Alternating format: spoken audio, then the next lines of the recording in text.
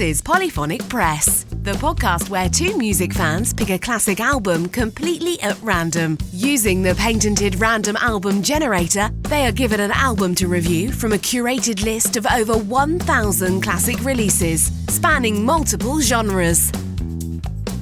And now onto the show. Here are your hosts, Jeremy Boyd and John Van Dyke.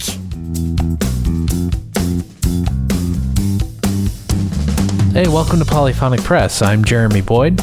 And I'm John Van Dyke. And let's not waste any time. We've got the patented random album generator right in front of us here. So let's hit the button and see what album we're going to be listening to this week. And the album we're going to be listening to is The Police, Outlandos d'Amour. Oh, cool. Okay. I think this is I'm pretty sure this is their debut album. Interesting. It's not one that comes up that often. No, everybody always goes to, like, Synchronicity is the big album that they put out. But I think there's been a couple hits off this one. Yeah. Okay, so this is what it says on allmusic.com. While their subsequent chart-topping albums would contain far more ambitious songwriting and musicianship, The Police's 1978 debut album, Outlandos d'Amour, translation Outlaws of Love, is by far their most direct and straightforward release. Although Sting, Andy Summers, and Stewart Copeland were all superb instrumentalists with jazz backgrounds, it was much easier to get a record contract in late 70s England if you were a punk/new wave artist. So the band decided to mask their instrumental prowess with a set of strong, adrenaline-charged rock, albeit with a reggae tinge. Some of it may have been simplistic, Be My Girl, Sally, and Born in the 50s, but Sting was already an ace songwriter, as evidenced by all-time classics like The Good Girl Gone Bad Tale of Roxanne, and a pair of broken-hearted reggae rock ditties, Can't Stand Losing You and So Lonely. But like all other Police albums, the lesser-known album cuts are often highlights themselves. The frenzied rockers Next to You, Peanuts, and Truth Hits Everybody, as well as more exotic fare like the groovy album closer Masako Tanga and the lonesome Hole in My Life. Outlandos d'Amour is unquestionably one of the finest debuts to come out of the 70s punk/new wave movement. Sounds like it's going to be a bit of a riot, so that sounds all right. All right, so here we go. The album starts off with the song Next to You. So here we go.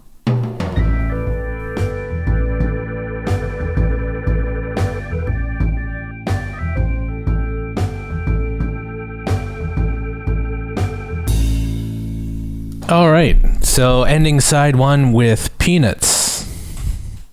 And those horn sounds. And the horn sound. I think it might be, I don't know if it's a horn, if it's a saxophone, or if it's one of those, I think what the thing with you blow into the tube and it's got a keyboard on it. Yeah, I don't think it's one of those, which is melodica. Melodica, yeah. Of those. Oh, okay. I was wondering if it might have been some sort of like early synthesizer thing, because they sound like that sometimes. Yeah, probably. I was really wondering, but yeah, it could have been a saxophone. Yeah. Yeah, this, I'm actually familiar. I actually have this album on CD, and I'm pretty, I've listened to it a few times, and, yeah, it's bringing back a lot of, like I'm sort of remembering what this album actually has on it. Lots of energy and it is very punk, but it's the Police's version. Yeah. It's not particularly hard, although I did notice that Andy Summers is playing a lot more punk-ish on this. Although that slide guitar solo on the first track Next to You was pretty sweet. I was actually just reading on Wikipedia, and there was their critical reception at the time. So Rolling Stone actually panned the album and said Tom Carson of Rolling Stone had high praise for the band's technical abilities, but was disparaging of their attempt to tackle sophisticated rock and reggae while posturing as punks. He also perceived a lack of emotional conviction on the album, especially in Sting's vocals, which is weird. It's like he's complaining that they're too good of musicians to be punk. I think that was not an uncommon gripe from some people at the time. I mean, from punks and everything like that. If you were too good, you were too good of a musician to be punk. and from everybody who wasn't punk, is just like, well, these guys are too good of musicians to be punk. Exactly. It's sort of like it's like not punk to be, or it is punk to be bad at your instrument, or to be just barely capable, enough to get notes across. A tune across. I can't remember. This was years ago that I heard this, but it was an interview with Stewart Copeland, the drummer for the Police, and he was talking about how they were touring with, I think it was The Clash, and it was either it might have been Joe Strummer or I can't remember the other guitar player in The Clash's name. But anyway, he was taught like sort of secretly in the corner pulled Andy Summers aside and was trying to get him to show him some things on the guitar. Like he was like he was like secretly trying to improve his guitar playing. It sounds like something maybe Joe Strummer would have done, because he actually had like respect for musicians and whatnot. Yeah. So, but it could have been, the Clash were a little bit they were as punk as they were. They had a lot more respect for like the sophistication of some other like musical genres and stuff like that. Whereas like the Sex Pistols were, well, actually they did too, but they just weren't open about it. That's right. Yeah. Yeah, I remember was that Jonesy. He has I don't know if you've heard his radio show or clips of it on YouTube. No. But he Steve Jones is his name. And he's the guitar player for Sex Pistols, and he has a radio show where he interviews a whole bunch of musicians. And he was interviewing Steve Perry, the singer from Journey. And he was saying, like, when they were touring around, he had to hide his Journey albums because he was like he was into it, but he couldn't show that he was like into like this sort of soft, sort of semi-progressive rock. He says he had to. I mean, and like everybody was like, if you were a punk, like your big enemy was supposed to be like Pink Floyd, but how many punks actually had like Dark Side of the Moon at home? Because good music is good music, right? Yeah, and the punk bands, like by the late 70s, they're like into their 20s, so they grew up with all the psychedelic and progressive rock and all that stuff. Well, actually, I was just gonna mention that Andy Summers and I think Stewart Copeland were actually in some of those psychedelic bands back in the late 60s. Yeah, Stewart Copeland was a drummer for a progressive rock band called Curved Air. Yeah, Curved Air, that's right. And I'm trying to think. I can't remember the band, but Andy Summers was in one too. I'm just trying to remember the band's name. Well, he's been in a few bands. He's been in the Police, obviously. Dantillion's Chariot. That's the one I was trying to think of. But what are the other ones? The other one is Soft Machine. Oh, was he in the Soft Machine for a little bit?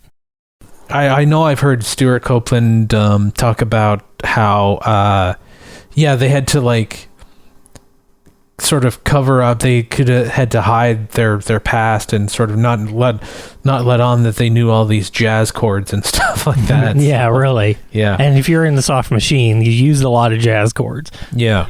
So. But this album, I mean, the production on this album I noticed is very dry, and which is very like different from the the following releases from the Police, because at least, especially on the drums, you hear a lot of reverb, and Stewart Copeland tuned his snare drum up really high, but this one is sort of, in the middle. So it's like a sort of a typical 70s production, but then I think on the next album they sort of said, okay, we want to do something. He got that 80s different, polished thing, unique. going. Yeah.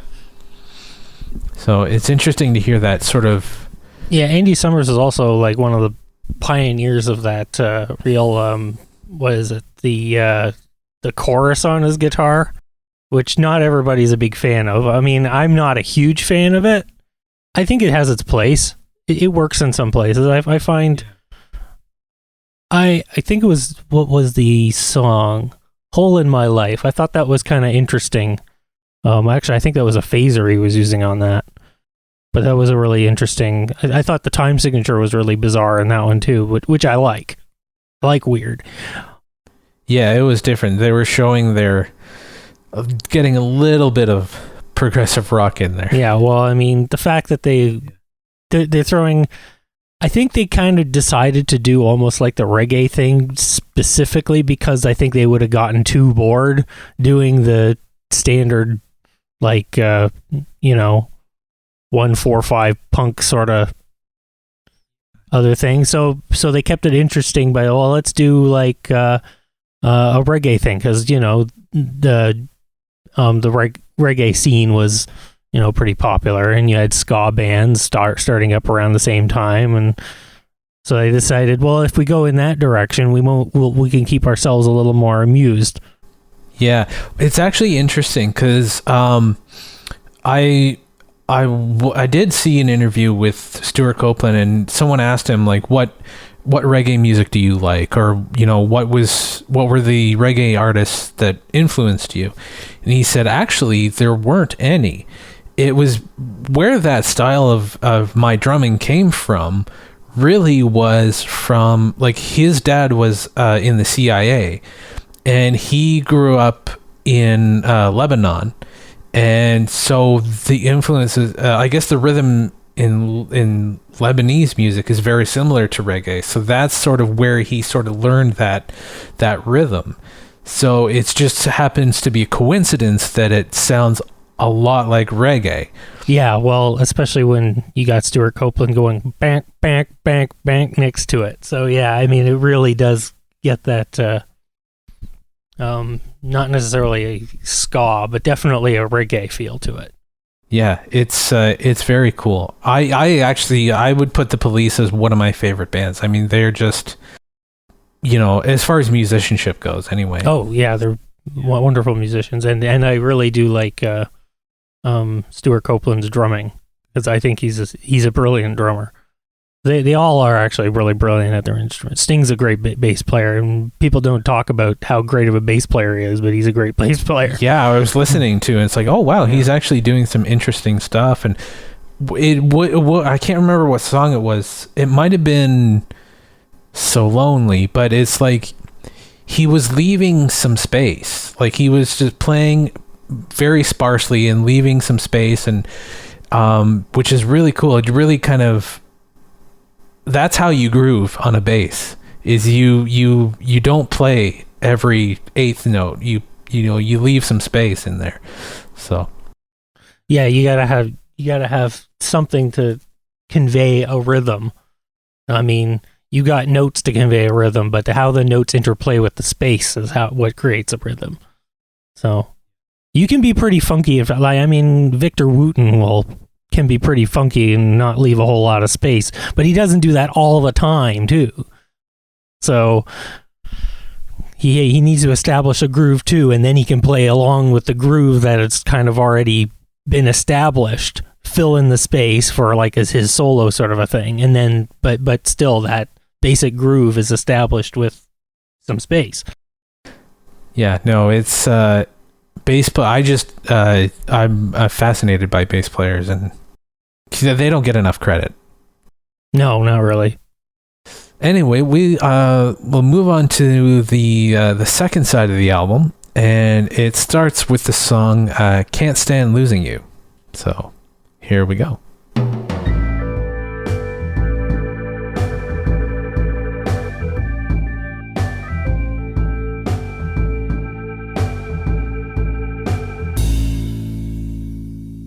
All right, ending the album with Masoko Tanga.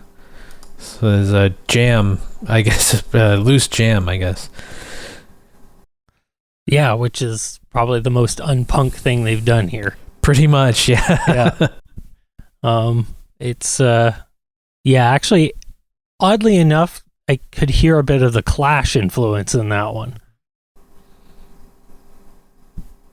Thought that was sort of interesting. Just that basic rhythm kind of goes along, like, and I think I sort of alluded to this. Like the Clash were a little bit more open with their musical influences. They may not have said so, but they wore them in their music a lot more openly. They weren't afraid to be a little more experimental than, say, a lot of the punk bands were at the time. Yeah, that's true. I mean, yeah, if you listen to a Clash album, there's, a whole bunch of genres that they're borrowing from and, taking from, and whether it's rock or blues or, R&B, Motown, there's a lot of stuff that they're just... Whether they're covering a tune or just like throwing a bass line in here that's clearly very Motown or something like that. Yeah. Yeah. That was a bit of a tangent though, but that's all right. I mean, we're talking about the Police here. Yes. Yeah, no, the second half, the album as a whole, I mean, this is... I don't know. It's hard to pick a favorite Police album, but this is definitely up there. I think it's cool to hear them, at their beginning, and sort of hear them when they were just starting out and just and to see where they would progress to. Yeah, this is a really interesting album. And it's weird, like the song Truth Hits Everybody. I can see maybe it's the chord progression and the whoa, that line, and then the melody and the playing on it and everything. I can hear like maybe like Green Day or Blink-182 doing that song. Like a very pop punk kind of thing, like a skater punk kind of thing. It's funny because I was sort of going in the other direction where I could hear like it sounded to me like the Nas song to me in some ways. Maybe it was partly the bell in there, but yeah, it's like Forget All About It. It sounds a bit like that one to me. Interesting. Okay. Yeah, that's okay. So that's kind of cool actually, that because I guess it's just kind of right in the middle there then, and on either side is maybe what it was influenced by and then what it influenced after, so that's kind of cool. Yeah. And then Be My Girl, Sally, that was the poem about the blow up doll. That was pretty funny. Yeah, I was more listening to the lyrics of Born in the 50s. Talking about, and it's sort of like a precursor to that Billy Joel song, We Didn't Start the Fire, of sort of just talking about, someone who's born like in the 40s and 50s and just like the 20th century, or the mid 20th century, all the changes that happened and all how crazy it all was and everything. So I thought that was really interesting, and sort of them saying, okay, this is what we've been through, this is who we are, this is what we've seen, this is what it was like when we were growing up, and now here we are. So I thought that was cool. But yeah, no, I really enjoyed this album. The Police are one of my favorite bands, and it's cool to hear like we didn't really talk about, because everybody knows about like Roxanne. I mean, that's been a radio song pretty much since it came out, And I just think like how, I wonder what it must have been like this stuff, like the punk and new wave was just starting to happen, and how, like, I've never really experienced a musical shift, you know? Like, the last big musical shift really was going from, like, the hair metal of the 80s into the grunge era. And there was a bit of a shift in the early 2000s with the sort of the garage rock revival bands. Yeah, but it wasn't as huge of a shift. It was a movement, but it wasn't too much of a shift. It was played on rock radio alongside, you know, Nickelback and whatnot, and it sort of slowly transformed into like indie rock and stuff like that. There's a bit of a crossover in there. There's some indie rock bands that sound kind of garagey, and then there were some garagey bands that kind of sounded very indie. Yeah, so I'm just like wondering what it must have been like going from like these long, like, progressive rock, like 7, 8, 9 minute songs, you know, albums where like it's one song per side, but it's really broken up into chunks, and all these concept albums. What it must have been like to go from that to all of a sudden hearing short, like, punchy rock and roll with, you know, 3 minutes and, you know, 3 chords. You know, it really depends on who you are. I think some people were, you know, relieved, and other people were let down. It's like the music used to be so intricate and now it's not. Whereas other people were like, oh my God, finally some real rock and roll again. So it just really depends on the kind of person you are. But yeah, to actually be around when that sort of a musical shift happened, to bring it back to this album, it's really smart of the Police or the guys in the Police to really to recognize that, hey, there's this new musical shift that's happening. You know, the stuff that we have been playing is probably not going to be around for much longer. We better get on this new musical thing if we really want to, you know, make a career out of this. So, you know, I mean, they were smart to do that. But yeah, this album, I mean, I don't think there's really a song that I didn't like on here. Yeah, overall, I think it's a pretty good album. This is I can see where some people would have criticized it for not being as like intricate as some of their other albums and stuff like that. But again, this is probably their punk new wave sort of introduced. This is more punk, I think. Whereas some of their later stuff could be a little bit more new wave. But again, they did it their own way because they had all this other stuff. Yeah, I don't think, other than saying that, I think, like, once this album is very much a conscious thing of saying, okay, we need to sort of be this kind of punk band. But I think after this album and all their other releases, I don't think they were necessarily thinking in those terms of we need to be this kind of thing. They were just writing songs the way they write songs and recording them, and however they ended up sounding is how the band sounds.